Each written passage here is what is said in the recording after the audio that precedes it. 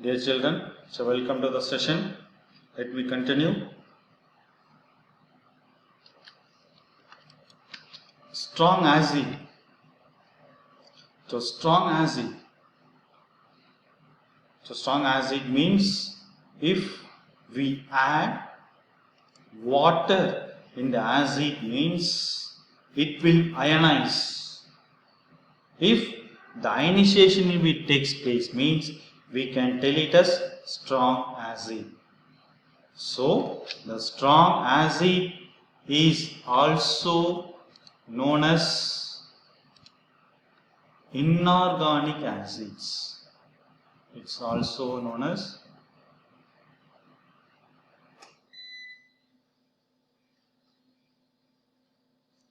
inorganic acids because the inorganic acid it is extracted from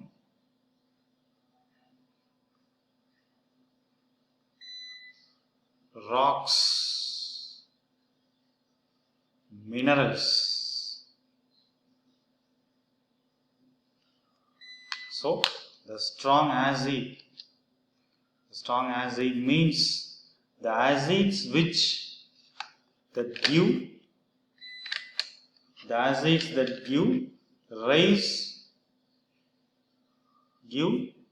rise to more H plus ions are acids in which complete dissociation of hydrogen ions. Its complete dissociation of hydrogen ions takes place is called strong acid. So strong acid means the ionization of hydrogen ions takes place. Complete dissociation of hydrogen ions is there means we can tell it as strong acid. So strong acid is also called as inorganic acids. So inorganic acids is extracted from rocks. So the examples for strong acids are hydrochloric acid, that is HCl, and sulfuric acid, that is H2SO4, and nitric acid, it's HNO3. So these are all the examples of strong acids. And next is weak acid. So weak acid means we can tell it as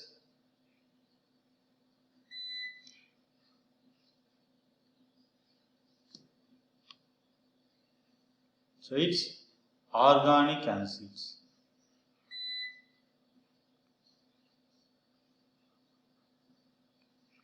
So weak acids, you can tell it as organic acids. It is extracted from plants and animals. So weak acids are organic acids. It is extracted from plants and animals. So the weak acid means the dissociation, it will not take place completely. The hydrogen ions dissociation will not take place completely means we can tell it as it is weak acid. The complete dissociation of hydrogen ions takes place means we can tell it as strong acid. So acids that give less H plus ions are acids in which there is a partial dissociation of hydrogen ions. So if there is a partial dissociation of hydrogen ions means we can tell it as it is a weak acids. So the examples for weak acid is acetic acid. So acetic acid formula is CH3COOH, and oxalic acid. So oxalic acid formula is H2C2O4. So actually the formula for oxalic acid is COOH bond COOH. So it is the formula for oxalic acid. And one more example is there. It is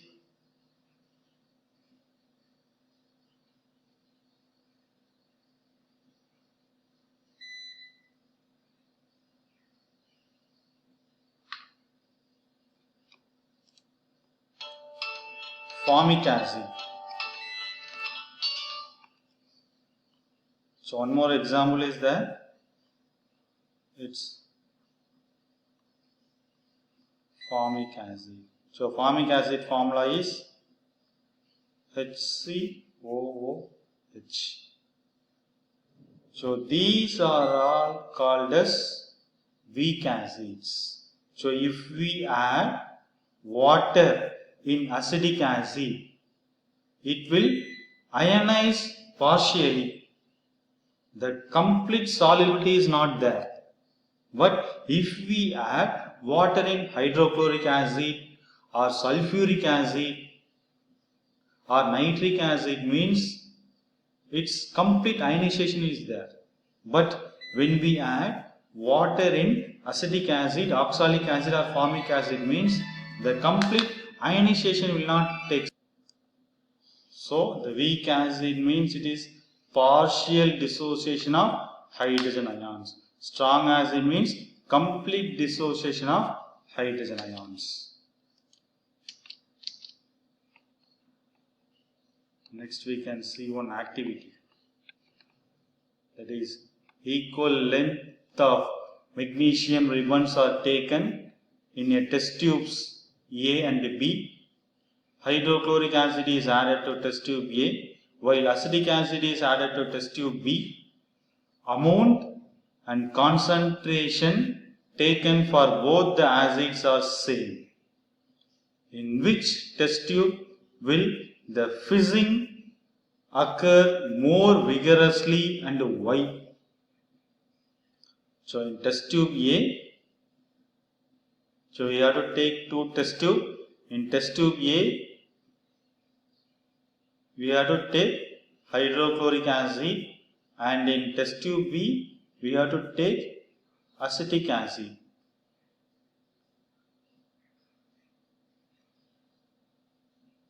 So with that, we have to take the magnesium ribbon. So in that, when we add metal in acid, what does it form?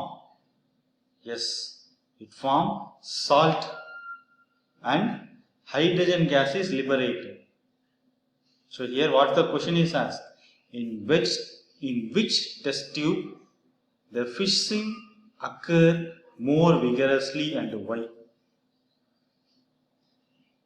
So first we have to write the equation.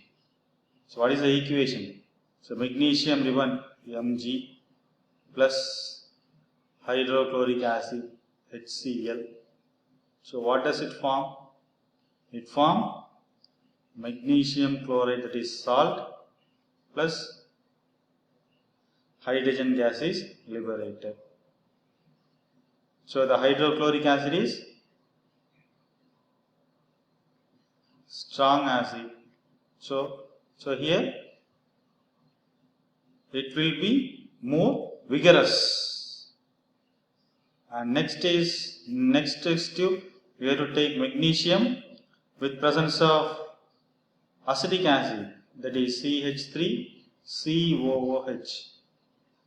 So what does it form? Magnesium acetate, that is MgCH3COO twice. Magnesium acetate plus hydrogen gas is liberated. So it is weak acid.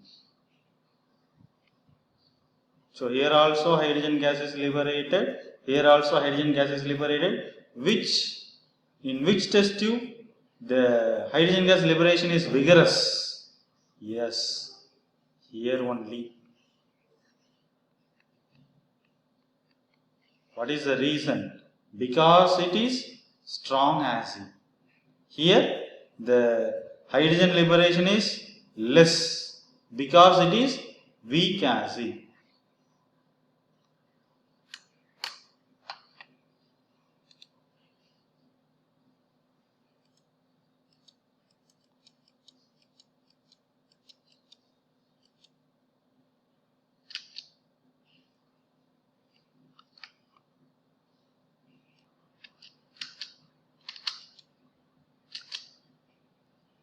So we can tell it as the fizzing will occur strongly in the test tube A in which hydrochloric acid is added. This is because HCl is stronger acid. So in that the hydrogen liberation is little bit more when compared with acetic acid.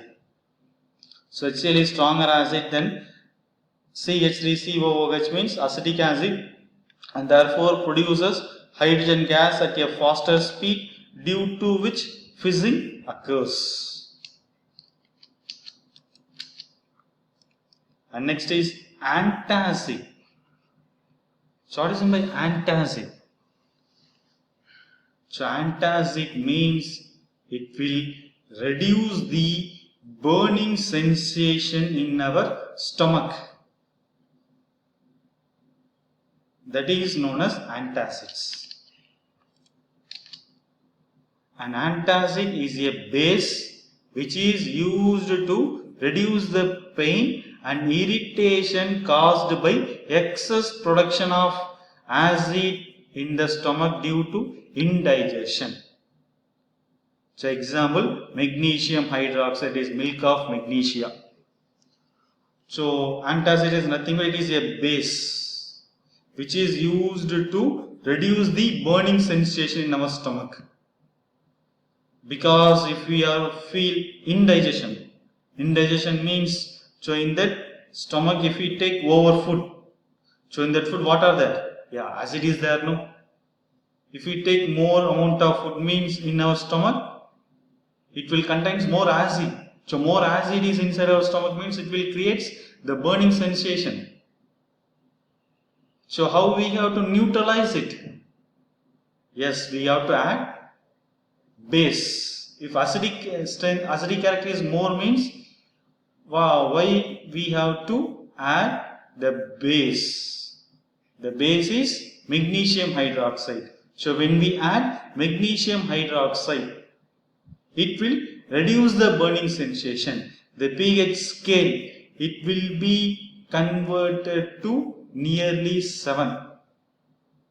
Nearly 7 means it will reduce the burning sensation. So that's why when the person is feel indigestion, he will prefer to take antacids because it will reduce the burning sensation. So these are the examples. That is ENO. So in ENO, it's having the magnesium hydroxide is there. And in Gelucel is also magnesium hydroxide is there. Okay children, see you on next session. Thank you.